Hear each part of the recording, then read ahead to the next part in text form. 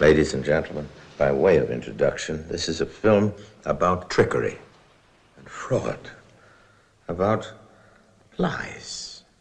Tell it by the fireside or in a marketplace or in a movie. Almost any story is almost certainly some kind of lie. But not this time. No, this is a promise. During the next hour, everything you'll hear from us is really true and based on solid facts. And I want you all to know that we are fighting the fake news. It's fake, phony, fake.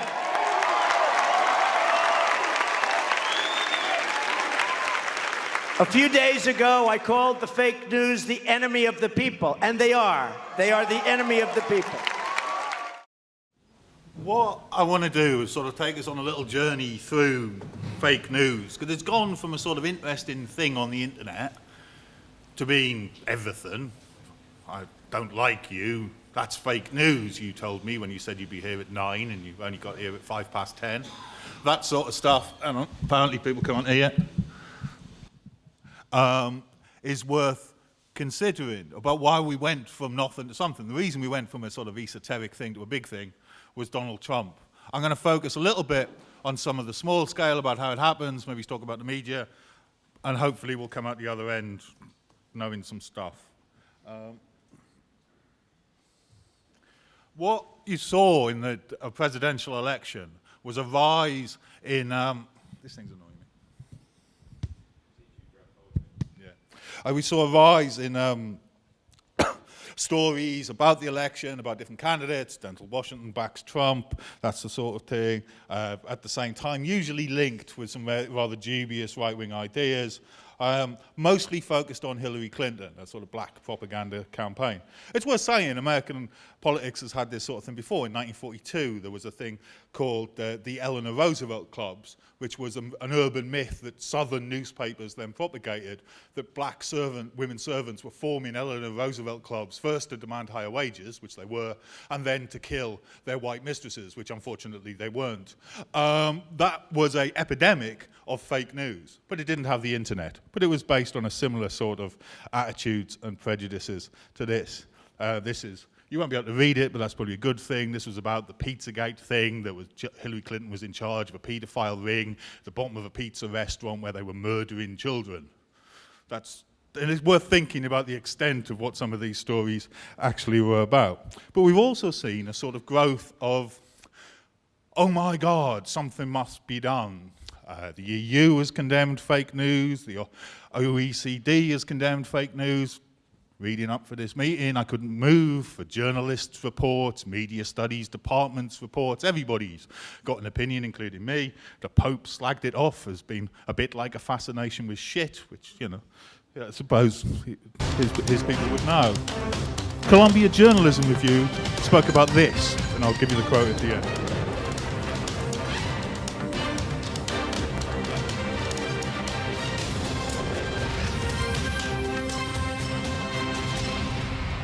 The liberals' favorite propagandist teams up with commie rockers to promote an anti-Trump music video. Then, President Donald Trump delivers a serious blow to the globalist climate change agenda and announces that the U.S. will completely pull out of the Paris deal. I was elected to represent the citizens of Pittsburgh, not Paris. All that plus the InfoWars crew live from Bilderberg 2017. That's up next on the InfoWars Nightly News.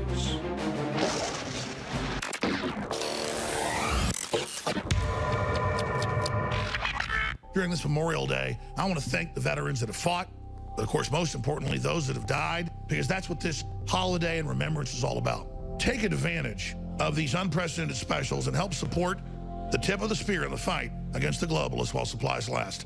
These are the biggest sales ever on these items. You add auto ship, several of these are lost leaders.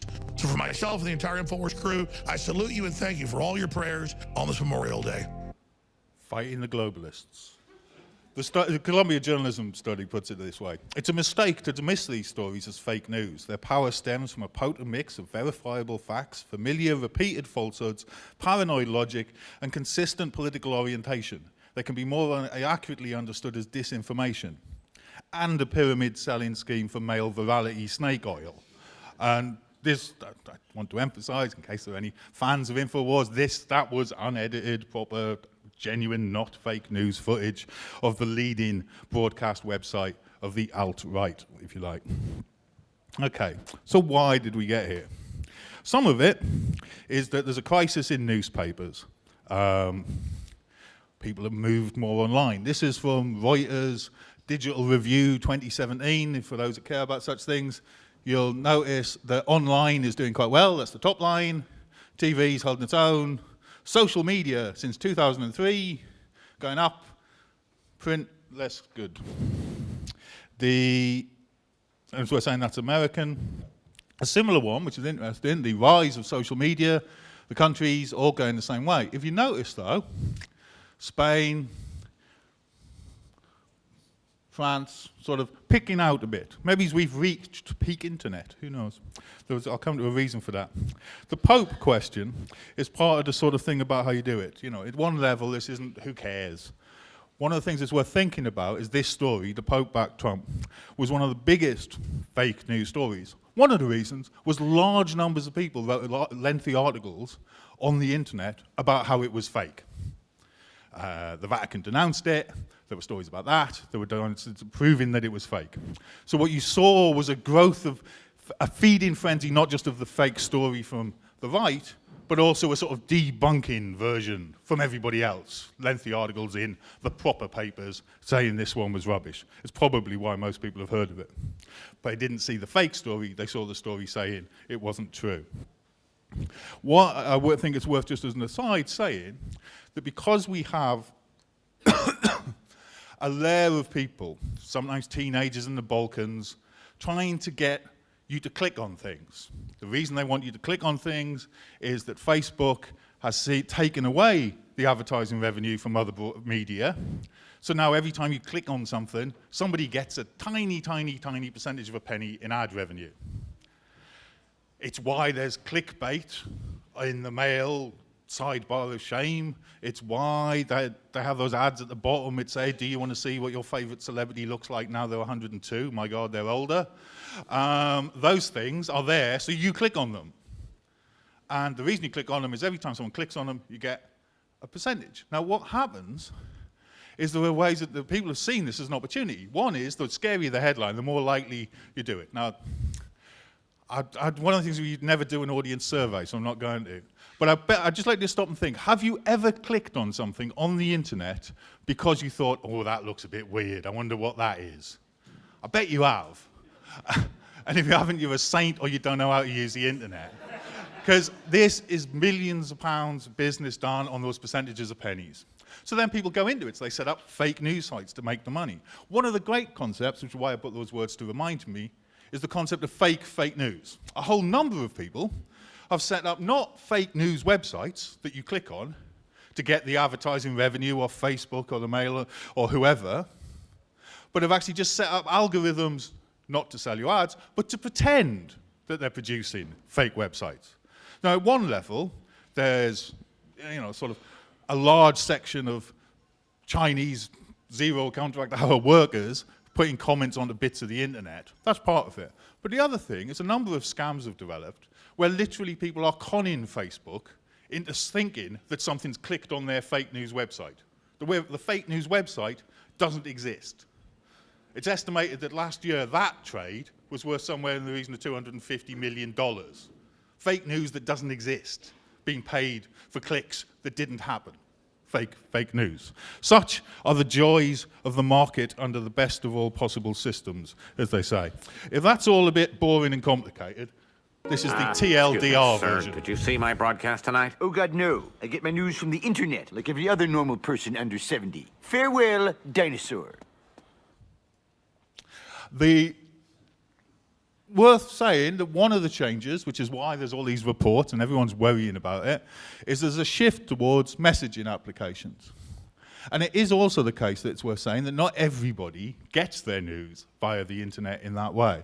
These are, again, from the Reuters thing, 23% use messaging apps for news weekly. If you haven't already seen, Socialist Worker has a WhatsApp group which you're welcome to sign up to, so you can be part of the future, not the past, not a dinosaur. So those opportunities are there. But it's worth thinking, it's not all about Facebook, because sometimes people pretend that it is. A key thing is the question of trust in the ideas that we're given, and this is something I want to explore for a little while. So most people, most of the time, don't actually trust the media in general. Across a survey, it's quite a big survey, about 10,000 people, that 43% trust the news in general, and 29% often avoid it altogether. I work as a journalist, and there are days when I avoid the news, when you look at the state of the world and or the state of the news. In America, they trust it in general less, and they avoid it as much as possible. Note, that may fit into your prejudices of America. It's also worth noting that this is how this works across the globe. Trust in news. For some reason, the Finnish, I can't speak Finnish, I've never been to Finland, so they may have a great left-wing media pushing forward, but I don't know. It is perhaps noticeable that the Greeks and the Koreans, places not unused to political crisis, have the least trust in their media. The America has a 53% trust in the ones they use. People are very partisan, so they don't trust the media, but the media they like, whichever that is, Fox News or the internet or whatever, or the New York Times, they trust far more. In Britain, as per often in global matters, is somewhere in the middle and less interesting. However, except for one thing, in the last year, trust in the media has gone down 7%. Now, you could say that's Jeremy Corbyn. You could say it's Brexit. I don't know. But it is quite 7% is quite a significant shift in a year for trust in the media. You won't be able to, I think these would be too small, but the idea is that do people think the media does a good job and is trustworthy? Actually, most people don't, is what that tells you in different countries. Then you say, do you think social media is trustworthy, is true, and it's worse? But it's always worth bearing in mind. People don't like the mainstream media either. And then a little shift. In Britain, people who put themselves on the left distrust the media more than people on the right. In America, it's literally the other way around. People on the left, and it's self-defined in the survey, are you left, right, liberal, and centre, and so on and so forth. People in America on the right distrust the media more, the liberal media consensus, which is, again, worth thinking about, because it sounds ridiculous when the head of BBC News editing becomes Theresa May's spin doctor. It's quite hard to take seriously the idea that the news is dominated by the left. But nonetheless, there are people who believe these things. But we move on to other factors in this. Because while news is a commodity, and there's sort of fake goods that chase around after it, it is worth saying this isn't just about teenagers in the Balkans and gangsters trying to do Russian news. The Koch brothers, who raised all the money for Trump, Robert Mercer, who's behind Breitbart, moved into this field as a way of creating an alternative power base within ideas. They didn't like the direction of American politics. They want to change it. Part of this was the old-fashioned way. You get right-wing politicians, you bribe them, you get people to do what you want. But also they saw an opportunity with some of this stuff to move the trajectory leftwards. We'll come back on to conspiracies about Russians and so on and so forth, possibly later on, or possibly not. I may not live that long if I start talking about it, I believe, is the sort of way we're supposed to think. It is worth saying that those forces, Breitbart, Mercer, and all the rest of it, Mercer was the man who backed most of the mainstream Brexit campaign. The money that paid for that DUP ad that appeared on all the metros, not all of the money for that went on the ad. Some of it went into the DUP's pocket. You may have realised recently the DUP are very good at putting money in their pocket after a level of negotiation. But nonetheless, that money, which may have come from someone linked to Saudi intelligence, probably had its roots in the American right. That's a scandal, which I haven't got time to go into, but that's a scandal which will likely cause the coalition government trouble. So this may seem like a faraway thing of weird headlines on websites, but the money behind this can have real consequences in British politics, both good and bad, in truth. And they're not mythical sort of shadowy figures, these people. There's a sort of new version of this. But the old oligarchs, that's Rupert Murdoch, in case you don't recognise him. Because you remember he was very frail when he was last, you probably saw him, he was very frail in the Parliament, couldn't remember things, very close to death sort of chap. Seems to have had quite a recovery in recent weeks. But that process is worth thinking, because when a market into capitalism develops, a number of things follow. One is crooks. So you've got real commodities, you get fake commodities, fake watches. People make money quicker by bypassing some of the rules. That applies to the commodity of news. The other thing that happens is that governments and states come rushing in as well. Sometimes early, sometimes late. And again, that's not really that new. It's the anniversary of the Russian Revolution, the Zinoviev letter in 1924 to stop a left-wing, allegedly Labour government winning by linking them to the Bolsheviks. Propaganda produced, literal fake news believed, is quite important. And the questions of that, I think, are worth us thinking about and how we deal with them on the left. The Syrian war, for instance, has produced, in truth, a plethora of what can only be described as fake news, from all sides. Some people don't say, well, the ones I like, they've done really good stuff. Well, some of it might be, and some of it might not. But in truth, everybody has produced propaganda. We now have a slight problem, which people might want to think about, that if you're not an expert on the properties of sarin, you're not really allowed to enter into a debate about what's happening and who's doing what. That's partially a result of mistrust. In the aftermath of her defeat in the 2016 presidential election, Hillary Clinton and the corporate media who sponsored her went on the offensive against Russian President Vladimir Putin, claiming that fake news created by the Russian government actually cost her the election.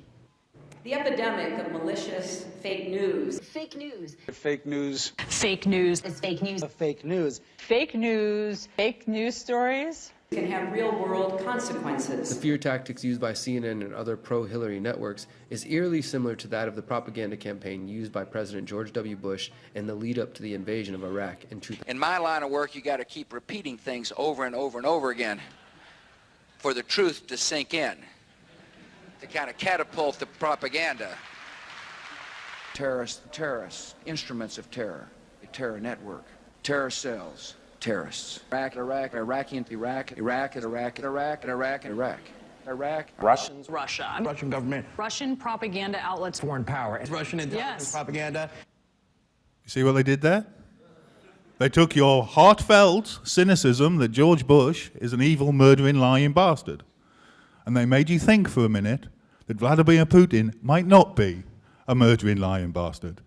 That's how this stuff works. Because it's worth thinking, it's not just that people are stupid. It takes your genuine mistrust and punch you in a direction. You're sick of fake news. Yeah, so are we. Hillary Clinton, I don't like her. Bush, he lied about Iraq. Putin, they're lying about that too, aren't they? Vote Trump. Suddenly, instead of it being anti-establishment, it's turned something to be pro-establishment. But just to pause for a second, because it's not the case that one should believe what people say about wars. While I was there, I saw the Iraqi soldiers come into the hospital with guns. They took the babies out of the incubators. Took the incubators and left the children to die on the cold floor. It was horrifying. I could not help but think of my nephew, who, if born premature, might have died that day as well. That was a member of the Saudi royal family, hired by a PR company to give evidence in the run-up to the 1990 Gulf War to a US congressional committee. Just in case you're in any doubt, there were no babies, there were no incubators, Iraqi soldiers not dressed as the Hun came in with bayonets and threw them out. It was all a lie to help a war. It's worth thinking. So we shouldn't, just because we don't like what's done with our mistrust, doesn't mean we shouldn't have mistrust of propaganda. Perhaps more recently. Whilst I was working there were 3 different types of strand, really. So we would do the news items that would go out on the news and go out on various channels locally. The kind of stories, a bomb would go off, a car bomb would go off, people would die, we would have people out there filming it, it would come back, we would then edit it into stories that would then go out on various channels within the region.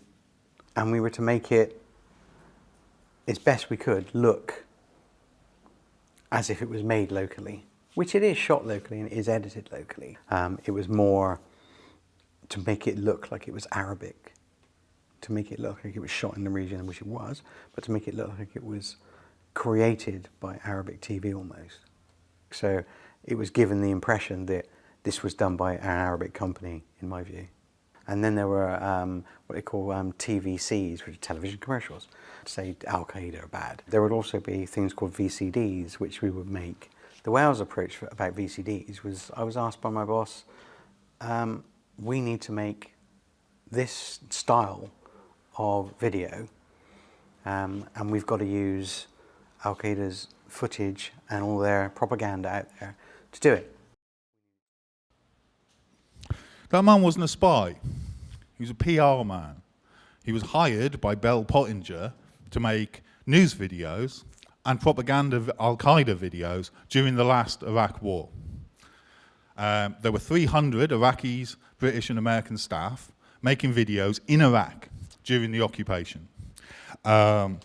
They put them on CDs. One of the ways they did it was they embedded some file information in the CD, so when you played the CD of the jihadi video, allegedly jihadi video, that broadcast your information, geo information, where you were, back to the spooks, so they could decide whether to arrest you, shoot you, or bomb you.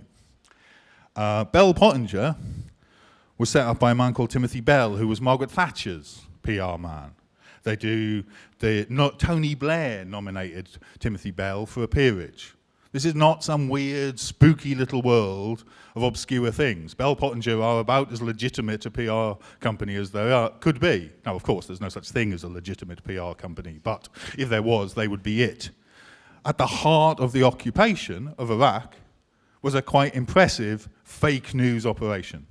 Just in case anyone thinks it, that doesn't mean I think all jihadi videos are fake or any such thing, but it is worth bearing in mind when we question these things. We're going now to Saudi Arabia and Charles Jaco. Charles, are you still hearing me?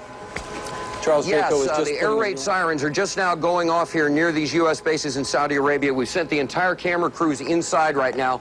We're all preparing to put on our gas masks, as we've been told. There are sounds of planes overhead. We don't know whose planes there are, but air raid sirens are going off insistently. There are military convoys on both sides of me. We're being told to get off this platform and get inside into the air raid shelter immediately. But right now, everyone's been training for this, and it looks like we may have to.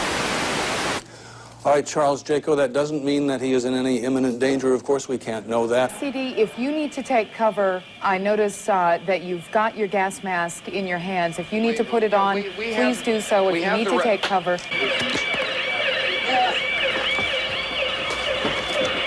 People are looking up in the skies, scanning the skies to see what they can see. Hi, Atlanta. We're about to have a short course in missile identification. This is a Scud. You can tell it by its distinctive label. Now, when the missile is launched, the first thing you look for is the plume sticking out behind it. Now, when you detect this, you can tell it's been launched. Thank you. Graffiti on it? Yeah, show me graffiti. Larry King show or bust. Je suis un journaliste américain. Okay, this is fake news. The journalists were in Saudi Arabia. They were in a hotel. They weren't allowed to leave the hotel. This is during the 1990 Gulf War. They weren't allowed to film what was behind the hotel in the car park because there were tanks. Hence the fake palm trees and the sort of background that looks really rubbish. They were sort of on a mid-roof level where a swimming pool was, and sent those broadcasts. And in truth, there was nothing happening. So what happened was the journalists, well, we have to do things, and there's sirens going off, but we don't really know what's going on, so we'll just exaggerate a bit. The outtake was them mucking about afterwards, to sort of, because they're bored out their brains and sick of having to lie and not really do anything. The video is from a truther fake news site that shows that the Gulf War didn't happen. It shows that the lying media purvey fake news. The reason, because it's CNN. And Trump doesn't like CNN. So CNN being shown to produce fake news, That story of those journalists is in many a journalism textbook. It's a good example of being an embedded journalist and not being able to do any journalism. It's damning enough as it is. But because now it's all over the internet in the fake news world, because it's seen as more damning than it really is. And there's no need. But it's tapping into a need we have not to trust our media. I think it's worth thinking on that, because the Iraq stuff does come up. Paul Mason recently said something stupid about we all fell into Saddam Hussein's bluff, which is a good example of a stupid thing to say about fake news. There were no weapons of mass destruction. The Iraqis said there were no weapons of mass destruction. That, however, it wasn't because of that lie that the Iraq War happened. The Iraq War happened because while we were brilliant and we had millions out across the world, we didn't stop them. What the weapons of mass destruction did was reassure those people who wanted to have a war. Those people who didn't want there to be a war didn't agree with the weapons of mass destruction. No one was thinking, well, oh, it'd be all right if he had he's got some gas, oh, we'll definitely bomb him. No one argued that on the demonstrations. It's not the case that these lies necessarily work in the way in which, on the surface, they seem to. I have a reason for arguing that, which I'll come out to in a minute. Journalists think they look like this. That's actually from a propaganda movie to get America to join World War II, but anyway, that's a different story. People who sell you books about journalism and the web, online journalism, think that journalists look like this. If you see anyone looking like this, it's a member of the Socialist Worker Editorial Board. In truth, if you work really hard and you get to the top of your profession, you can stand outside of buildings like Downing Street when there's nobody there. And then you can get a video call from a journalist who's about 500 yards away who will ask you anodyne questions and you can answer them back. Reading from the press release that you got given earlier. That's the high point. That's proper political journalism. But if you really work hard, if you've got like the desire to be a Foot or a Pilger, you can get close to the seat of power. You too could one day be the Mirror Chicken. It's probably got more integrity than many political journalists, in truth. Of course, most journalism is a lot like this. That, for want to do the theory bit, that's the Nick Davis version of what journalism is. Journalism, it's all press releases and mirror chickens and bugging. Right. Marx said the ruling ideas of any epoch are those of the ruling class. There's a thing called the propaganda model, done by Noam Chomsky, which argues very complicatedly about the way in which those ideas are mediated through the media. The greatest Marxist musical writers of all time, Rodgers and Hammerstein, put it far better. You've got to be taught to hate and fear. You've got to be taught from year to year. It's got to be drummed in your dear little ear. You've got to be carefully taught. It's worth thinking about the media in that sort of way. But that's only half the answer. The other answer is about the way our society is organized. To do the jargon, commodity production. Society makes stuff to flog things. Everything is at the victim and the subject of the market. When things are turned into commodities, everything is turned into a commodity. News, information. Just to show I can do the fancy theory, George Lukács, the Hungarian Revolution, wrote this about journalists. The phenomenon can be seen at its most grotesque in journalism. The subjectivity itself, knowledge, temperament, and powers of expression are reduced to an abstract mechanism functioning autonomously in divorce from both the personality of their owner and the material and concrete nature of the subject matter in hand. The journalist's lack of convictions, the prostitution of his experience and beliefs is comprehensible only as of capitalist reification. Told you Rodgers and Hammerstein were better Marxist writers. Now, what we're talking to there is when you say, oh, we do balance, we're objective. That's what it is. The soul, you have sold your idea. That's what you do as a journalist, your ability to look at things and understand them and write them down. You sell it on the market, but you lie about it. You claim you're just presenting facts. There's no ideology here. That disconnect causes a problem and is a symbol of the disconnect between the truth of what you're doing as part of the market, as part of the ruling ideas, and what you want to be doing produces a contradiction that comes out in all sorts of ways. Very briefly, I think I've got about 5 minutes. Yeah? Ish?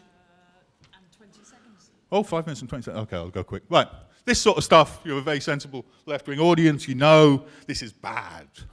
This is incitement to racial hatred. This is the sort of thing that generally people shouldn't buy filthy newspapers like The Sun. One should object to them. Fairly straightforward. The Daily Mail, same sort of thing. We hate Corbyn almost as much as we hate refugees. The Daily hate, all the rest of it. You know it, because you're sensible people. Then you get this sort of stuff, though. It's slightly confusing. I think this is, well, I know, this is what's called soft journalism. Soft in the head, possibly. But soft in the sense of, here is your beginner's guide to sexism.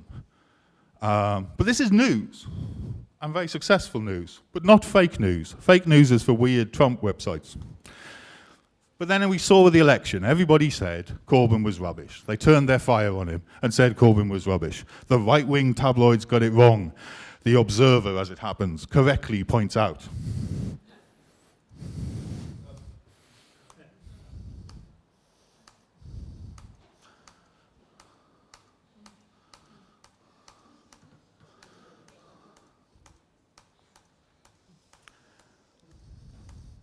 God damn them tabloids.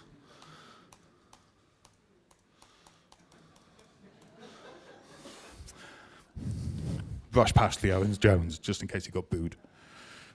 The photo of how we represent the world, what journalism does, it shows us stuff. There's a picture, it's of Africa. It's a fairly obvious stereotype. There's a poor person with not enough food. That's what Africa is. That's what journalism gets you. So what we do, we take a bigger picture and we look and we start to see that actually the media are focusing in on this. Okay, that's worth analysis. That's worth thinking about. Why that kid? Why that picture? Why is that the image? It's from Somalia, by the way. Why that image? These are photographers at Dale Farm. Dale Farm was a traveller's site that was knocked down by bailiffs and a council in essentially an act of vandalism caused by racism. The photographers have one story about travellers. You can guess from the photo of the one they were interested in.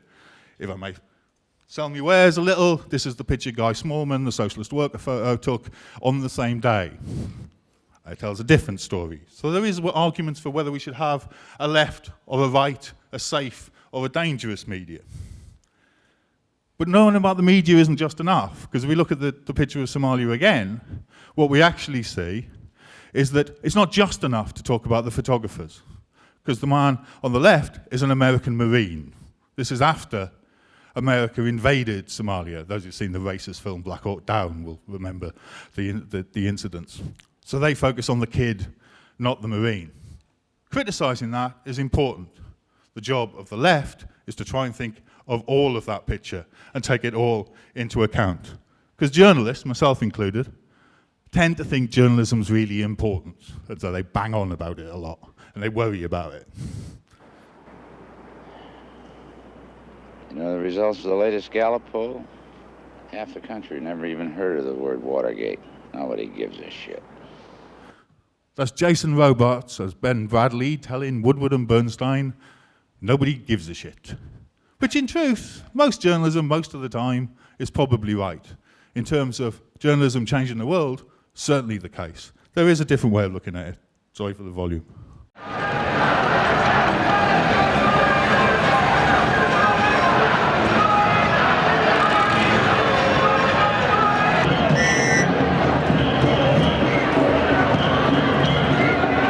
Justice for Grenfell! Justice for Grenfell!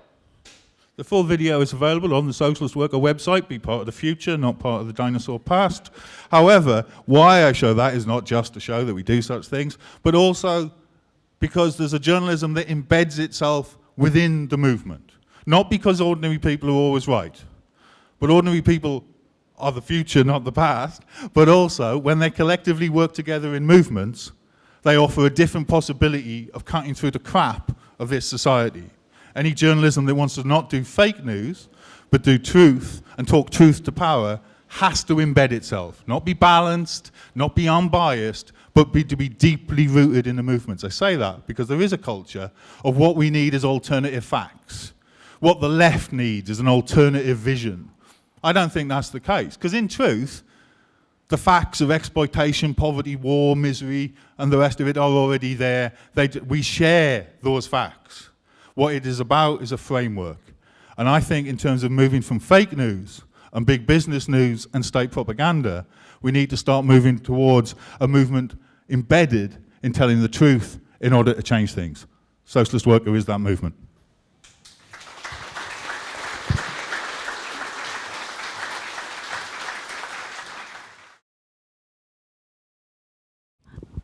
Hi.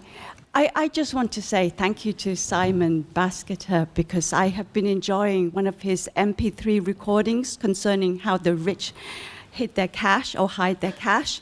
And for me, it's a bit like fake news. It's something that is really emotionally very unpleasant, but you've got to face it.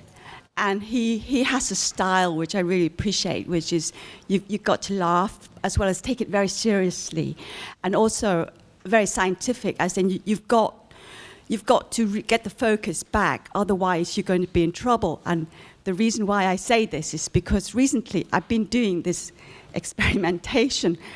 I went into what is called the independent media. It's called conspiracy theories or theorists, because there's been a mushrooming of online, as well as the usual radio frequencies whereby you can just tune in and get several very interesting perspectives on what's going on, because we live in a very crazy world at the moment. And I thought I was strong enough to go outside of the safety zone, because I was brought up in political science academically. So I thought, I'm just going to be brave and go out there and really imagine what it's like if you had very little alternative of how you get your news, put it that way, yeah? But the problem being is that if you're not careful, you can get a bit confused yourself, no matter how grounded you are. But Simon today in the lecture, or rather the talk, he got us back. He grounded us back into what is called the movement, the on the street, et cetera, et cetera. Now, I have to kind of not go into details, examples, because you can go really into some really fantastic examples, such as, for example, I mean, the so-called conspiracy movement could say, look, maybe May through the election, she failed on purpose, because there's this bigger plan to make one world government and chaos and things like that. But then coming here really helps me, it has helped me to establish that when you think about it, it is extremely rational, logical, but at the same time, it has what is called a capitalistic logic. Commodification, money, power, the ruling elite, etc., etc. So thank you again, Simon. Thank you. Okay, I didn't expect to get called so soon, so this will probably be rambling nonsense. It'll probably be denounced as a fake contribution, but let's give it a go anyway. I was at the vigil 2 days ago at Stratford Station to show solidarity with the 2 young Asian people who had had acid poured on them by a neo-Nazi on the 21st. And I thought it was very interesting because there was a good crowd there, about 300 of us, and of course there was the press there as well. And as tends to happen in these things, they're trying to draw people out to talk to them. And what I thought was very, very interesting was lots of people would not talk to journalists, and specifically they wouldn't talk to people like the LBC woman who was there with her camera and there to take a thing. And she looked crushed, actually, and I couldn't help but feeling a bit sorry for her, because you do in that situation. She was going up to a young hijabbed Asian woman and saying, "Will you talk to me?" And she said, "No, you're with the LBC." And she said, "Well, we want to put your views." She said, "Your radio station has people like Julie Hartley Brewer on most days, pumping out the most foul shit. You employed Katie Hopkins you know, with her foul record of calling for gunboats to be used against, you know, immigrants crossing the Atlantic. You only got rid of Katie Hopkins when she said that there needed to be a final solution for the Muslim problem. And that, you know, and that took them a week to decide whether they were going to do that or not. I'm not talking to you, and I think that's really, really interesting that there is, you know, there is this kind of a reaction now to you know, talking and cooperating with the thing. And there was also a very high level of anger, not against the fake news you know, stuff that we've fed, but by the mainstream media. And people were calling them out. Speaker after speaker, I was very pleased that Wayman talked about it when he made his speech, but actually Wayman wasn't alone. Speaker after speaker said, the people who've got blood on their hands isn't just the Nazi who poured acid on the face of a 21-year-old Asian woman, and it wasn't reported in the papers, and it wasn't reported as a hate crime, and they've actually kept it out of most of the media. It is people like Rupert Murdoch, it is people like Paul Dacre, it is people like Richard Desmond, it is The Sun, it is The Express, who day in, day out for 20 years have pointed to Muslim people and written them up as, quote, the enemy, and, you know, and then we're shocked when this filthy crime happens. I'll finish by saying I went to Prague a few years ago, and I went to one of the old synagogues that survives there, and it's not used as a place of worship now. It's just a beautiful building, but there's also a sort of permanent exhibition in there, which focuses on anti-Semitism in the 30s. And there is a newspaper, a mainstream newspaper, that's got a front-page story that says most of the doctors in this Prague hospital are Jewish doctors. Isn't that shocking? Please? That could be the Daily Mail today. You know, never mind bloody fake news. Get the fucking right-wing shit news out. Thank you. I'll give you a 2-minute warning. Yeah, one of the first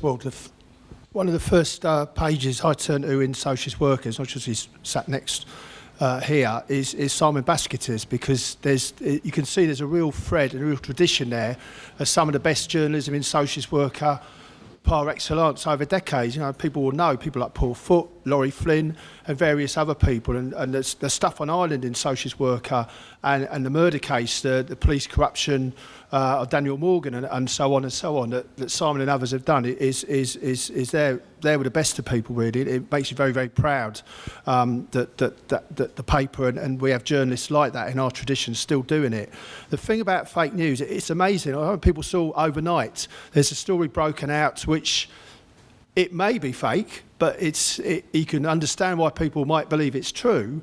That Trump, who made a speech in Warsaw yesterday, may have had some of his information from an anti-Semite, frankly, a so-called historian, someone clearly on the far right. I'm not sure if this is completely the case, but there are good sources saying they think it is. Now, given the history of Trump and Bannon and people that Simon mentioned, Steve Bannon and that, no blimmin' wonder that this gets raised. That such a thing gets raised. The thing I wanted to mention really was the Breitbart, the Breitbart filthy empire, clearly well funded. I remember when some of us broke in and disrupted Paul Nuttall's press conference, another ex-UKIP leader, at the election. There was 2 supposed journalists from Breitbart who, unfortunately for them, identified themselves. They didn't last much longer, which is on the video. But the Breitbart thing, just around 2 Christmases ago, I had a story about refugees in Cologne, rape-ugees, as it became, attacking, assaulting, raping, even possibly a number of women around the Christmas celebrations. This turned out, after it had gone viral, after it had gone international, all sorts of politicians took it up. There's massive pressure on Merkel because of her liberal policy on refugees, inverted commas. This became a supposed fact, of course, because good journalists, and there are, of course, good journalists out there in the liberal media as well, in inverted commas again, it became known for what it was. It was mainly fake. Yes, there were some assaults, bad as that was, but it's nothing like the Breitbart fake news, which of course it was there for its own reasons in terms of turning the screw on anybody who stood up for refugees, let alone left-wing people like ourselves.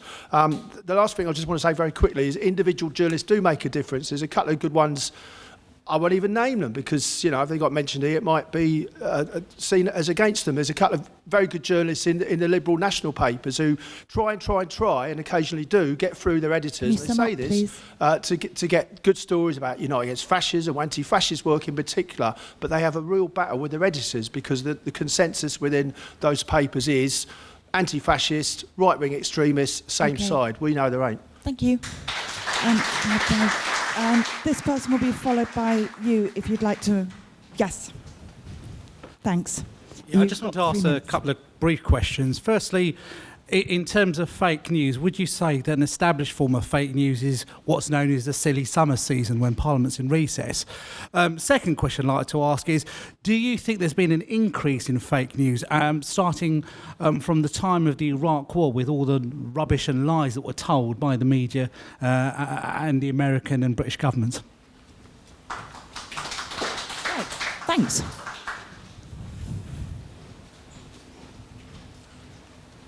I think there's a kind of growing disconnect between politics in general and people, certainly over the Iraq War. But it kind of comes and goes, and that shifts. I wanted to ask the question actually about journalists, because it seems like Simon was saying that that a politician, you know, the MPs will put out their statements, and this will be put to press agencies, or it will go straight to journalists, and they just churn out this stuff which comes straight from politicians or comes from the from the companies that own the press, and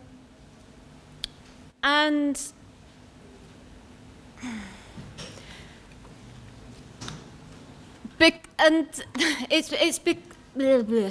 I haven't prepared this properly. It's a kind of off the top of my head thing. What I was thinking was, because there is less financial gain to be had through the press media, which we've been talking about, there is a lot more media which is online, which isn't being paid for. Journalists who work for newspapers are getting paid less for the things that they produce, and are under more pressure to produce more stuff with less information and less research. And also the sources that they use have less legal recourse for the sources that they use, so less anonymity, so they are less trustworthy, if you like, for the news that they produce. So I wanted to ask about the role of journalists and how that's obviously connected with the journalist trade unions, but how that can change with the rise of the internet. Thank you. Yeah, I'd better declare an interest to begin with. I am a journalist, although I've hidden myself away in a fairly trivial kind of sector within the trade press, writing about pubs and breweries. But it's taken me a long time to get there. But what I wanted to say, I'm following the previous speaker. I think most journalists are trying to do a good job, but what's happened, particularly in recent years, is that levels of employment within journalism have just been decimated by the employers. There have been cuts and cuts and more cuts, and they keep coming for more cuts. And this means that journalists don't have time to do their job properly, quite honestly. So to the point, the Nick Davis argument about journalism, where journalists are simply kind of reproducing press releases, that's because they don't have time to follow up. I feel like I'm in a really privileged position now, because I'm freelance. One of my clients is an old school editor who wants me to not just rewrite a press release, but phone up the PR person that wrote the press release and say, oh, could I interview such and such? And I do this, so I phone them up, and some of them are really surprised that a journalist has phoned them to ask a question, because they're not used to it. They're used to just writing these things, and they're being produced. So the point I really want to make is that there's a struggle going on here within journalism to defend jobs and to defend those journalistic standards, those basic things about kind of checking facts and asking questions. And I think we just need to acknowledge that there's a bit of a struggle over this, and it's not just that all journalism is rotten.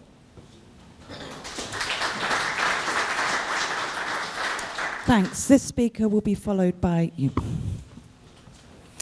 Hi, Claire Chandler, Waltham Forest branch of the SWP. I just wanted to talk about some things which look like they're kind of diversionary tactics, where you pull in something that on its own is obvious, and surely this must be a good thing. So particularly I'm thinking of things with women's healthcare, where caveats are put. So in America, some of the abortion provision has been packaged up that any clinic that is providing these health services must have XYZ health provisions also available in that facility. And on the surface of this looks like a really good thing. Shouldn't women have access to all of these particular things? Apart from when you start to scratch the surface a bit, these are really things that are hardly ever, and sometimes never, actually relevant to the healthcare that's being provided. And in the end is actually just a way of stopping this facility providing healthcare, usually abortions. So it's kind of opening out the amount of things they have to cover in order that it's impossible to provide the service in the first place. Also, there was a thing that was always trotted out about this problem with selective abortion, and it eventually came out that this was complete nonsense. No, but there was never any facts that this was ever a problem. It was just something that was trotted out to say, oh, but we need to be careful with abortions because people will just abort all the girl fetuses. It's rubbish, complete rubbish. And the point that's particularly current is with a number of fascist protests over the last month or so have had these, what I've been calling false flag operations. So they've had this, Unite Against Hate, which sounds like a really good thing to do until you start looking at the people who are actually involved with it. And if you're innocent civilians, for want of a better term, if they're looking at this list of things that the organisers are supposedly putting together, any ordinary person would look at these list of things and say, yeah, that's good, I stand with that, but all of this other filth is coming along behind it. And it's not exactly fake news, but I think it's very much germane to the argument. Thank you. Thank you. Followed by you. Thank you. Hiya. I work on Socialist Worker as well. Don't look like the picture that you got showed. But I just wanted to talk a bit about the mainstream tabloid press. Because I think for some people it's sort of like fake news is this thing on the internet, and that's less regulated and you can't really trust what you read on the internet, and yet if it's printed and it's published, somehow that's more trustworthy. And people here probably don't bother reading the Daily Mail. I wouldn't if I didn't have to for my job to keep an eye on it, but I just wanted to give you a few examples from the Daily Mail. Because it has this interesting thing on its page 2. It's quite buried very down the bottom. It's a little box, and it's called Clarifications and Corrections. And they have to do quite a few of these. They often put massive headlines on their front page, attacking charities, pro-Palestine organisations, refugees, and so on.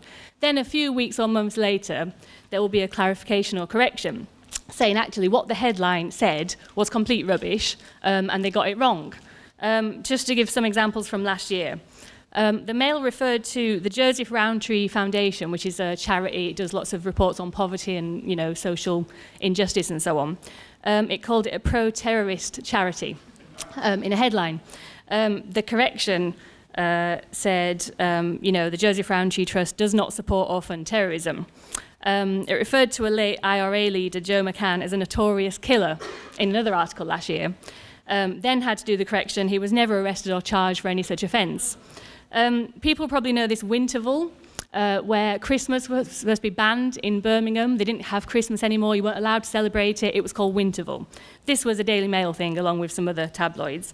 2011, it had to correct. Winterval did not rename or replace Christmas. And so on and so on. Oh, another quite good one, actually. When the Romania and Bulgaria came into the EU, there was another Mail story talking about flight prices gone through the roof. Everyone was rushing to get here. Buses were fully booked. There were no seats left. Clarification, seats on buses were available. So all these lies, that are spread on the front pages that have a massive impact in generating hate against refugees, against Muslims, against all these kinds of people, actually they are forced to admit time and time again they're actually a load of rubbish. And I think that, as Simon has said, it actually matters that we have an alternative media. I mean, a lot of people don't trust the tabloids, and rightly so. A lot of people don't believe what they read in the press. But actually, it matters that we have an alternative as well, to try and give, not only the truth, but to actually talk about these campaigns that nobody else is talking about. I think it matters to people who are involved in the campaigns to actually read something that takes them seriously, that gives them a voice.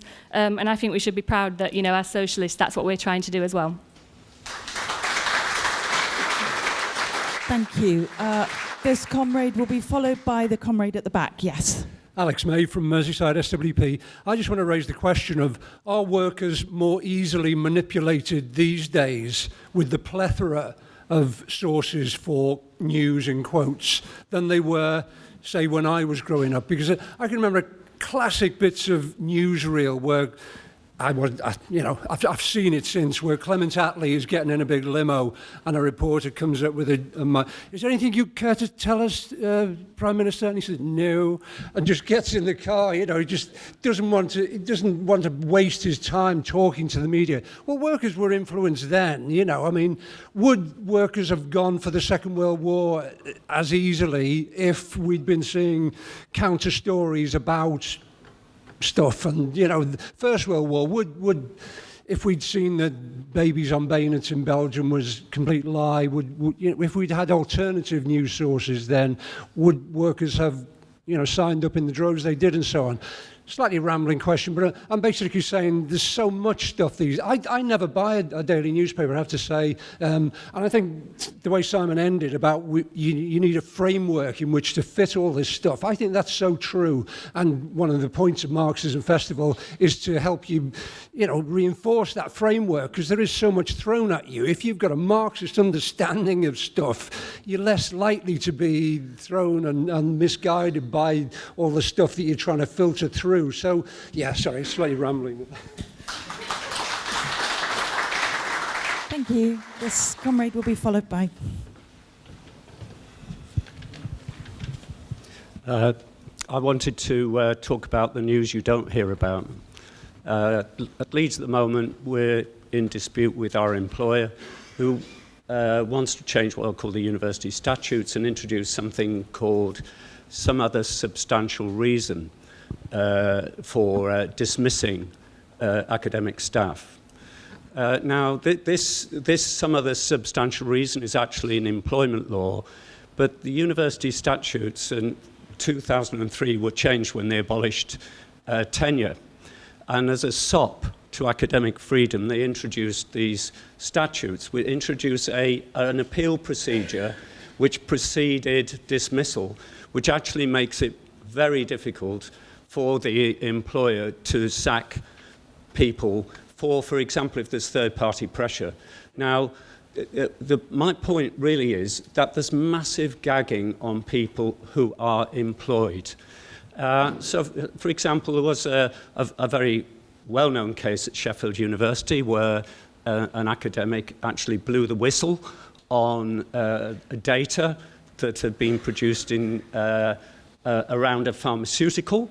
The company concerned was paying for the research, and Sheffield University sacked this member of staff for actually saying this data says this drug doesn't work. But of course, they wanted to cover that up. And let's be clear, under employment law, the employer is entitled to sack you for whistleblowing. And this is precisely what they are now wanting to introduce into the universities. Now, so the thing is that news isn't getting out, it's being bottled in.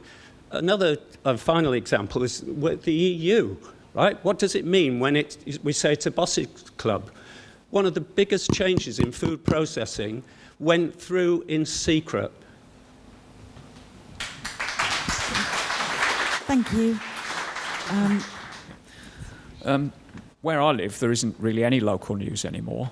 The council put out a propaganda newspaper until recently when they banned from doing so, which I probably agree with actually. And the local free sheet has got no local news in it at all. Now, local papers used to scrutinise the local council and what the police got up to and what happened in the courts. You know, they'd have a court reporter. All of that is gone. It's not there anymore. And recently, at Marxism, we've talking about Grenfell Tower and what's happened in Haringey with the council selling off their council estates. It's happening in my borough as well, a kind of social cleansing where 3 council estates are being demolished and rebuilt, and all the tenants that live there have just been scattered to the winds. They've just disappeared. Goodness knows where they've gone to, but they're not. Some of them are in our borough, but a lot of them just disappeared. And it's a question for Simon, really. I mean, I know it's about fake news and all the rest of it, and how bad the press are, but do you think it's actually a bad thing that the local press no longer seems to exist? Thank you.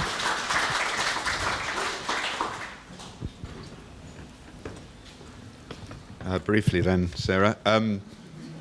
Charlie Kimber, the editor of Socialist Worker. 2 points. Number one, I think there will be an increasing clamour that Simon described near the start to eliminate fake news by officialdom.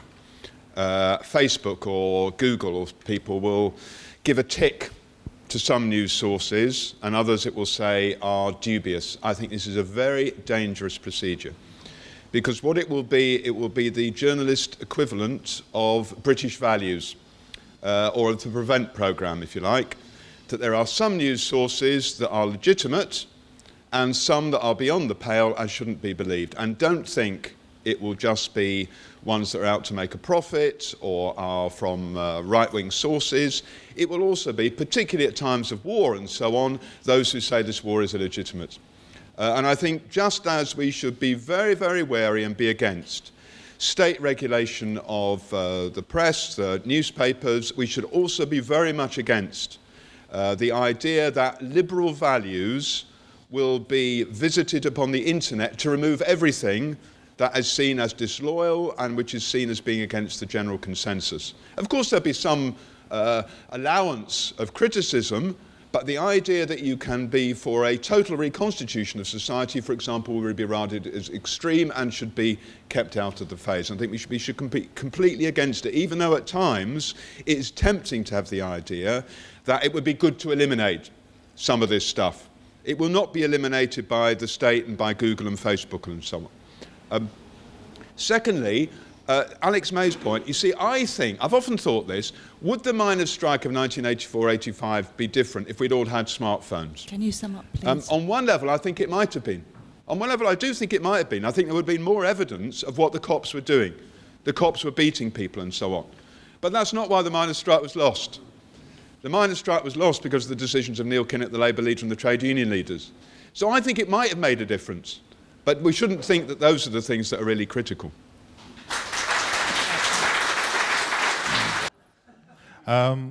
As they say, some of my best friends are journalists. So I don't want to give the impression that sort of, you know, who's the nastiest people you could think of, journalists. I mean, some of the nastiest people I could think of are journalists, but it doesn't really work like that.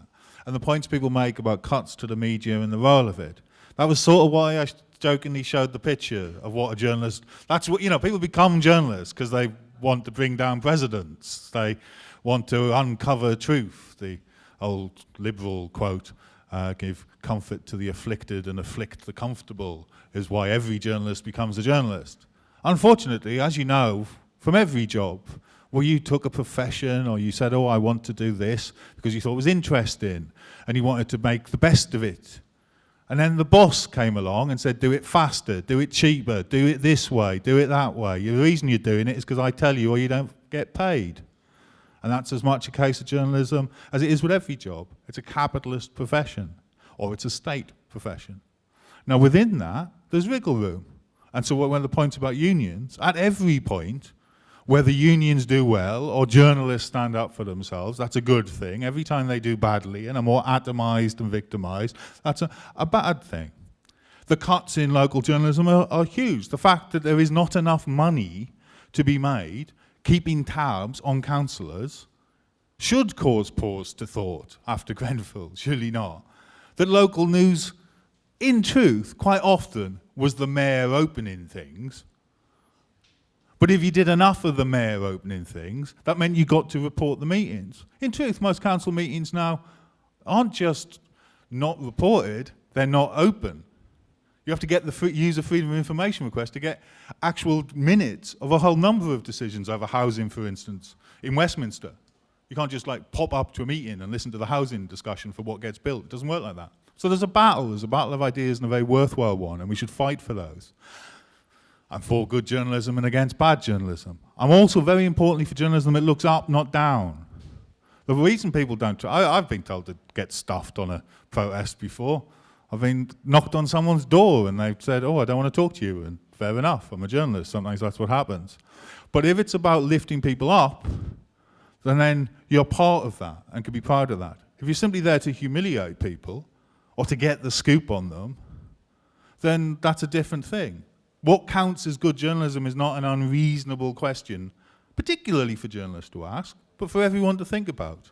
What's the best way? Is it sensational? Is it just clickbait? Does it tell truth to power, all the stuff they like to convince themselves they're doing? But after saying all that, if we step back and look at the big picture, the ideas in this society are dominated by those of the bosses. We don't get to pick and choose. They spend billions making sure we are carefully taught. Why do they go to all this trouble? Now, it's a complex thing. It's not a group of lizards sat in a room having a big, oh, let's all brainwash the stupid proles. There's an argument. They disagree. It's not just about profit sometimes. Rupert Murdoch owns the Times. It loses money. He doesn't care. Gives him influence. He owns the Times. Gets him a back entrance to Theresa May. Those things matter. But nonetheless, those ideas, the dominant ideas of a society, are those who run society, those who own society. That's part of our struggle, is that battle of ideas. The brainwashing question is complicated, because if, in truth, the contradiction at the heart of our society creates contradictory ideas. Otherwise, they wouldn't have to spend all this trouble trying to convince us of stuff, would they? If it was really easy. But this effort is required because we collectively organise. We're the ones who produce the wealth, not them. So they have to spend an enormous amount of time talking about entrepreneurs, dragons, dens, and wealth creators, and all this rubbish, precisely because they don't do anything that produces wealth. We do. And you can add that to every aspect of our life and that battle for it. That's important for us, because the thing I do want to briefly mention is there was a sort of thing at the minute which happens sometimes at the beginnings of movements. I was involved very early on in indie media, which now is a historical document in truth rather than a thing, but for a time was the alternative. We won't do the corporate media. We don't trust them over globalization. Be the media. Produce stuff yourself. And it was great. It was good fun. It's gone. It didn't work. But now you've got sort of, well, what we need is an alternative news source. Socialist Worker is not an alternative news source. It is the newspaper, website, and journalism produced in the aid of building the Socialist Workers' Party in order to build and aid the overthrow of capitalism. That's what it's in the business of. It's not there just to produce stuff. That's why there's no crossword. It takes up space when it's telling people how to overthrow the government. That's on purpose. But I say that because we don't need alternative facts, and the conspiracy stuff is floating around. That was the point of all that thing, is because we mistrust our rulers, people look for other answers. The 9/11 truthers, the people who were looking for truth about 9/11, made a mistake. They were wrong. They were harmful. Sometimes they were just Islamophobic. They couldn't believe that Muslims could do this. They actually believed it had to be Mossad. It had to be fake or real, but done by someone else. It actually was disarming to the anti-war movement. Today, stuff when people do, oh, the vote was rigged. Corbyn really won the general election. Or there's a D notice out that stops you talking about how many people died in Grenfell Towers. There isn't. It's not true. It's unhelpful to say that there is. What is helpful is the movement, the voices of the people who lived there, the voices of people who are fighting for their rights. It's not about alternative facts or alternative media. It's about building the struggle. We want journalism to be embedded in that movement. That was my point. The last thing I want to say in terms of that is it's worth us all thinking about what difference those stuff make.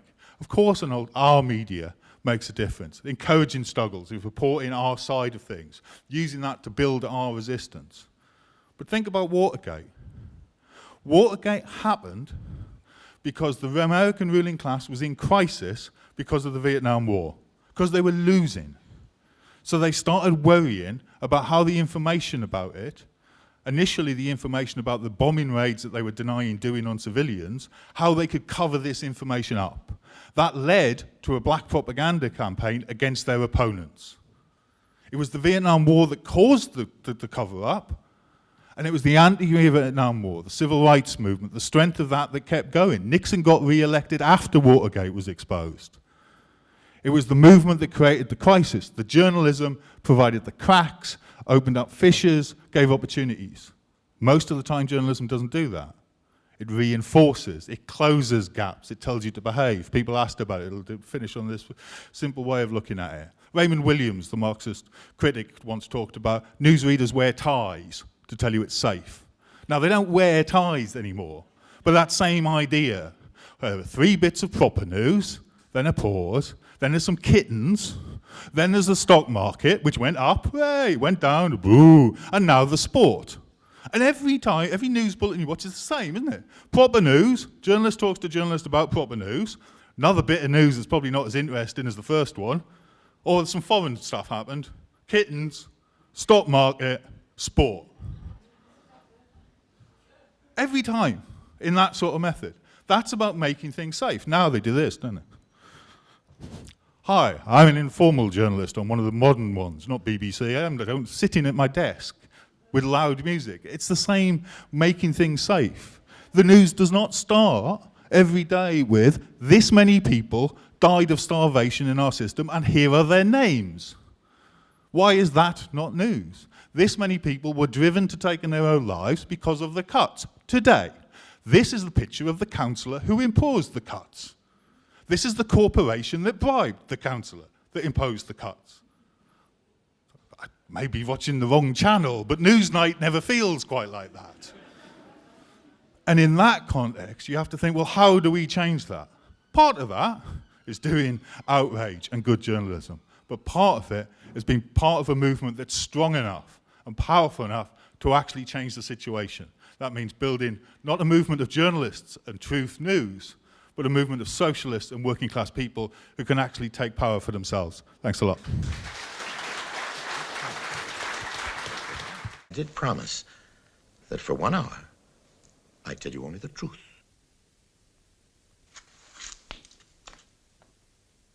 That hour, ladies and gentlemen, is over. For the past 17 minutes, I've been lying my head off.